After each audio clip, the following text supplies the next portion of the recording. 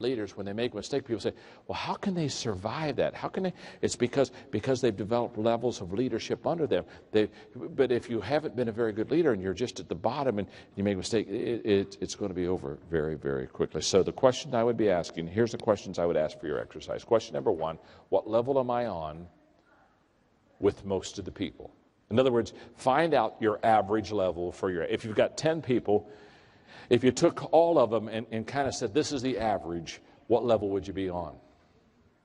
The second question would be, who was on each level with me? Put their names beside each level so that you have an idea. You know, these 3 people are on level 1, these 2 people are on level 2. Get their names. Then the third question you ask yourself is, what do I have to do to increase my influence and leadership with them one level? How do I get them from level 1 to level 2? Well, it's very simple. To get them from level 1 to level 2, you've got to develop relationships with them. To get them from level number 2 to level number 3 is you've got to put some wins under their belt. You've got to get success with them, because as they see you become successful, they feel the success and they'll put you on level 3.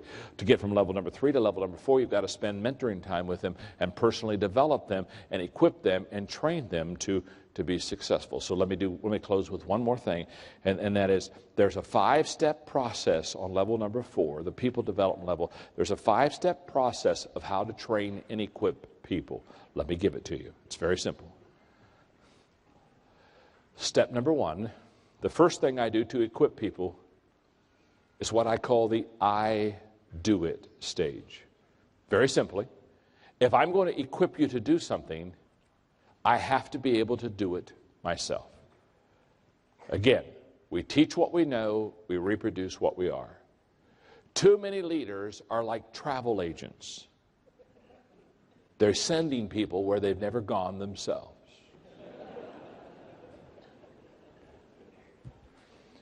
You need to be a tour guide leader. Tour guides say, get on the bus. I've lived here all my life. I'm going to show you people and meet people and things that I've experienced all my life. Be a tour guide leader, not a travel agent leader. So level number 1 in equipping people is I do it. Level number 2 is I do it and you are with me. The greatest way to train people is by modeling.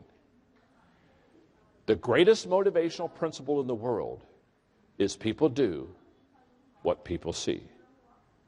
Stanford research says 89% of what you and I know today, we know because we saw someone else do it. We saw it visually first. 89% is visual learning, 10% is audio learning, and 1% is through the other senses. So, I do it is stage 1 of equipping. I do it and you're with me as stage 2. You're watching me. I'm modeling for you. I'm the example. I'm showing you how to do whatever this is I'm training you to do. Step number 3 is you do it and I'm with you. Step number 3 is you do it and I'm with you. Now I'm watching you. You've watched me for a while. You've learned from me. You've asked a lot of questions. Now I'm checking you out to make sure that you do it well. Step number 4 in equipping people is you do it. You do it. In fact, simply here's how this works. You do it. Now, most people think at level 4 that they've equipped somebody. They've gone from I do it, you're with me, you do it, and I'm with you, to you do it. Can I tell you something? You've never equipped somebody until they go to stage 5. Stage 5 is you do it, and someone is with you. That's when you begin to multiply yourself. When you can get to stage 5, level 5, in training and developing and equipping people. I do it, you're with me, you do it, I'm with you, you do it, and someone else is with you. Now you've started to multiply yourself, now you've started to equip yourself. Does this make sense? Okay, all right, look at your neighbor and tell them, I am really learning a lot. Tell them that right now. I am really learning a lot. Look right back at the person who says, I'm really learning a lot, and say, thank God, that's why I brought you. That's why I brought you. Okay. It's 20 minutes after 3. We're going to take a 25-minute break. If you'll come back at 3:45, okay? I'll teach for one more hour. I'll teach to about 4:40, 4:45, okay? Now, here's what we're going to do. I'm going to, yes, David? Okay, I'm going to go out and sign books. They want me to go out by the book table. I'll go out. If you've got the books, I'll sign the books by the book table. I'll meet you right out there. But let's do it. We got 25 minutes. Go get refreshments. Do whatever you got to do. Listen, at 1:45, please be back in here. Roger, kind of bring them in here. About 20 till, kind of start pulling them in. At 1:45, so I can teach for one more hour. Okay, are you having a good time? Are you having a good time? Okay, let's go take a break. All right.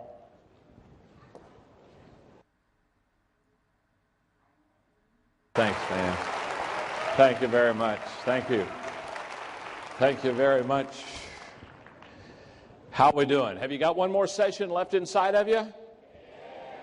Now, let me just say a couple of things here, because there are a whole bunch of people still out there, and they're going to be coming in for the next 5 minutes, I know.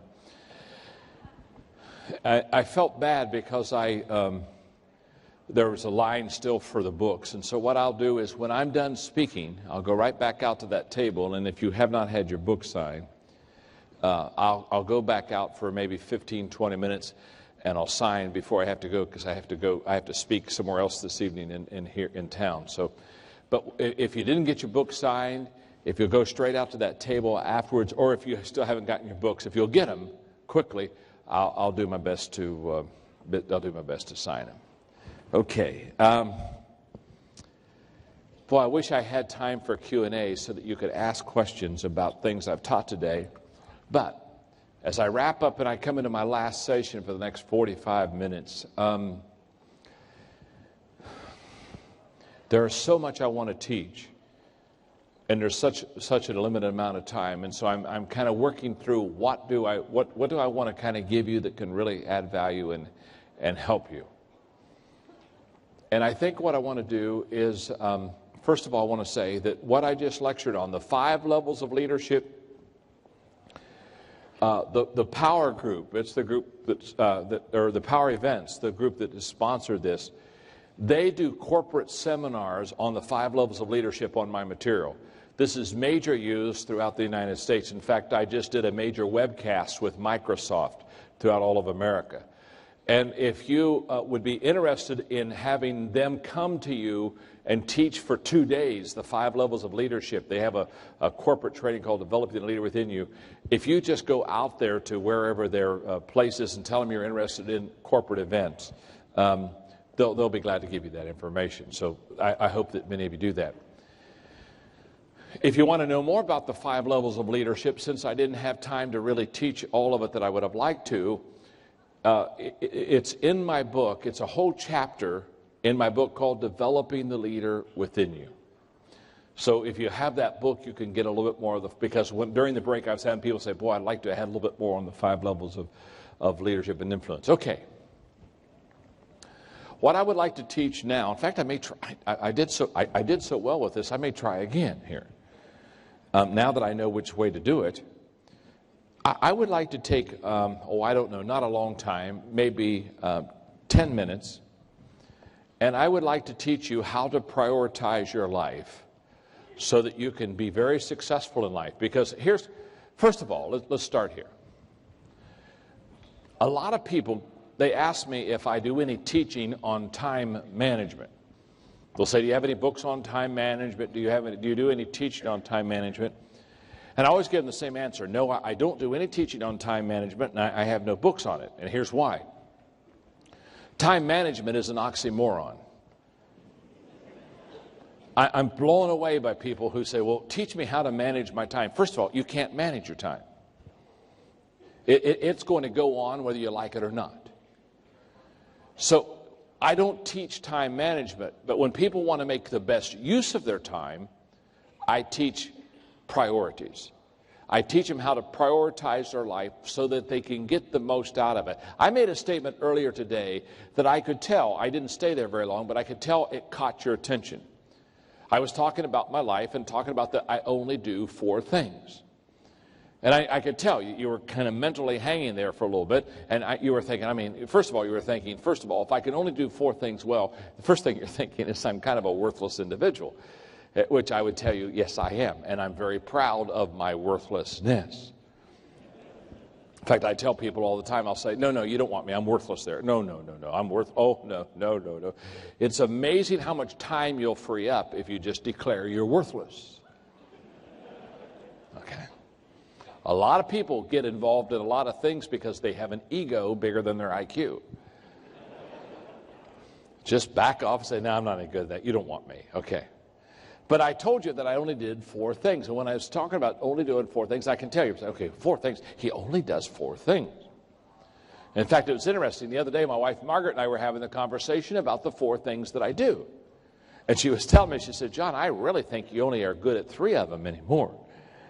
So I'm getting less and less. I figured this way. You start with 4, you go to 3, 2. When I can do nothing, they just bury me, okay?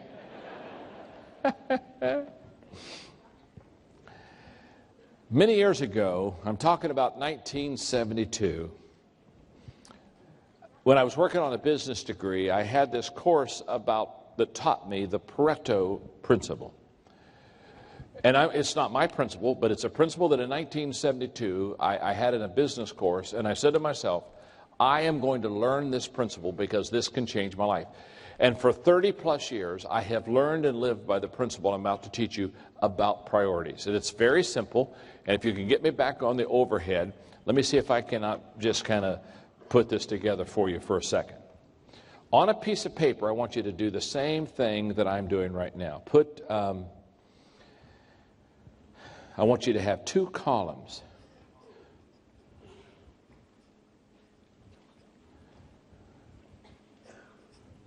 And those 2 columns should have headed up priorities and production.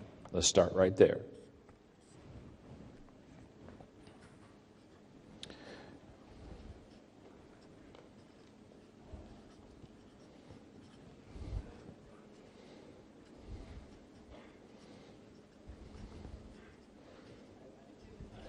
Now,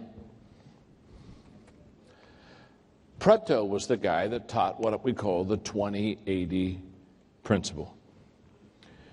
Let's look at our priority line first. Pareto would teach you and me that if we have 10 things to do, the first thing we should do is list them according to priorities. Put number 1 as number 1, put number 2 as number 2. The least important of all should be number 10. Now, Pareto says if we prioritize correctly the 10 things that we need to get accomplished, here's what he says. If instead of doing all 10 of those things, we just do the top 2. And on a piece of paper, do exactly like I'm doing. This is a visual teaching. So he says, if we have 10 things to do, but we only do the top 2 of those 10 things, here's what he says. We will get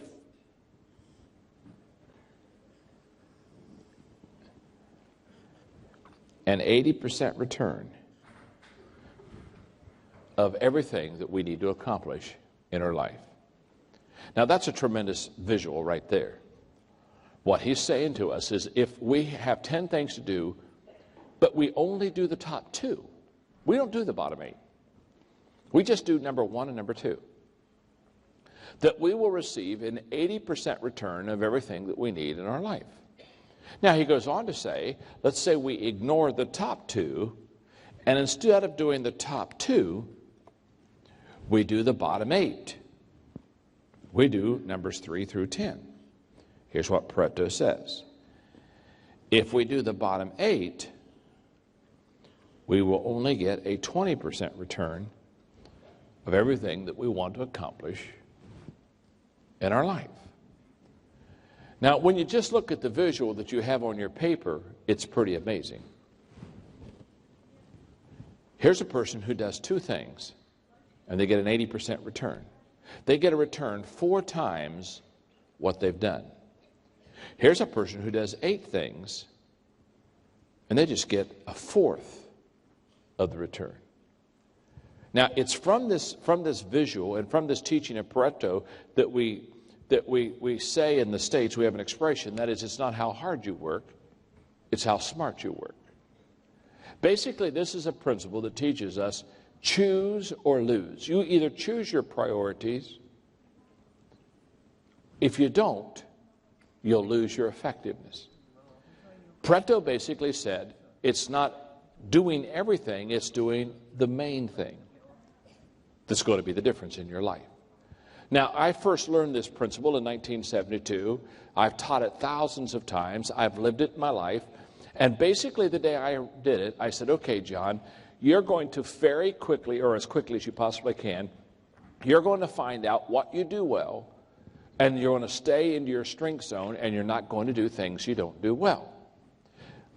So from 1972 to about 1982, it took me about 10 years to figure out what I did well. I only do 4 things well. So I only do 4 things. You see, the question is not, will your calendar be full? I'm going to assume all of our calendars are full. We're all busy. Is that true? How many of you are busy? Okay. The question is not, will our calendar be full? The question is, who will fill our calendar? Because the person that fills the calendar is the one who determines the priorities. And so because I understand that, and because I've learned that principle, I only do 4 things. And you say, well, how do I prioritize my life so that I only do 4 things? There are 3 words that I want you to write down. The first word is requirement. Very simply, you've got to ask yourself, what's required of me? In other words, when I prioritize my life, I have to do what I have to do. In other words, there are certain things that are required of me. That's not a choice. It's not an option. I have to do them. If I don't do them, I'm going to get fired. So when you get your priorities together, the first question you ask yourself is, what's required of me? Now, I do that continually. In fact, when I am applying for some kind of new job or new contract or whatever it is, one of the things I do is I sit down and I ask them this very simple question. What do I have to do that no one else can do except me? That's a huge question. In other words, what do I have to do that I have to do?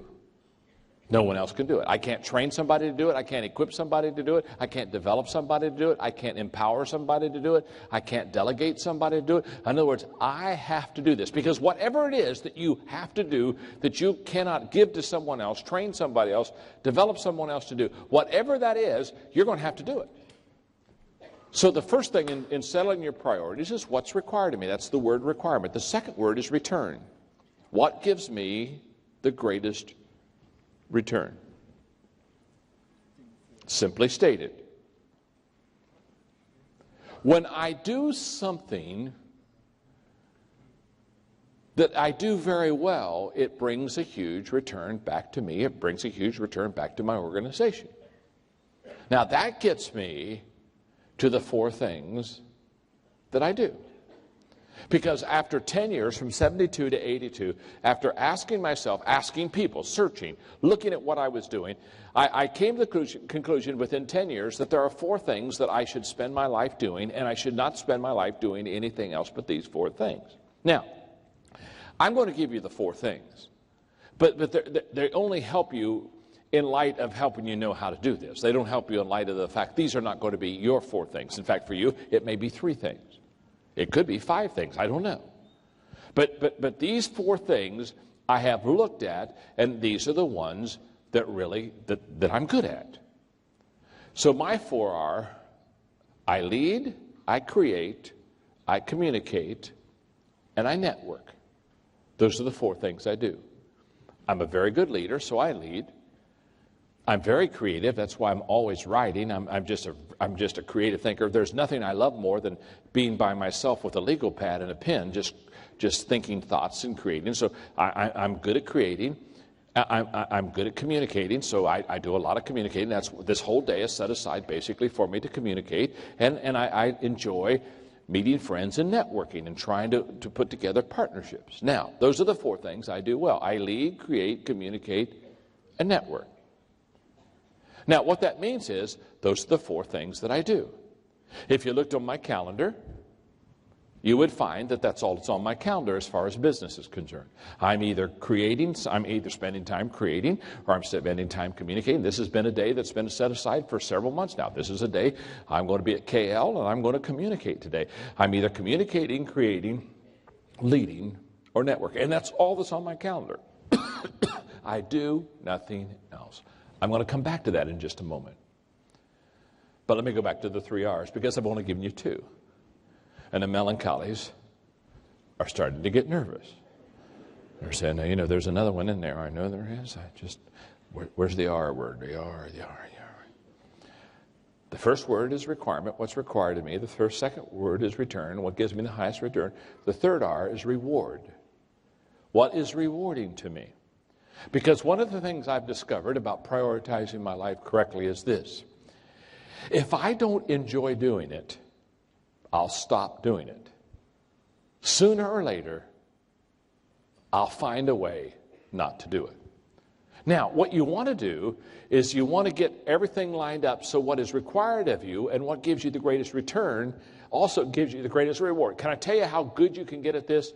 When what is required of you, what gives you the highest return, and what gives you the greatest reward are the same things, you will be highly successful in life. I guarantee it. Now, let's go down to prioritizing our life, and let's go to a teaching that I think is very important. What I'm about to say is a paradigm shift for you. And your tendency is when I say it, it will be to emotionally disagree. And I just want you to know that's okay. You can do that.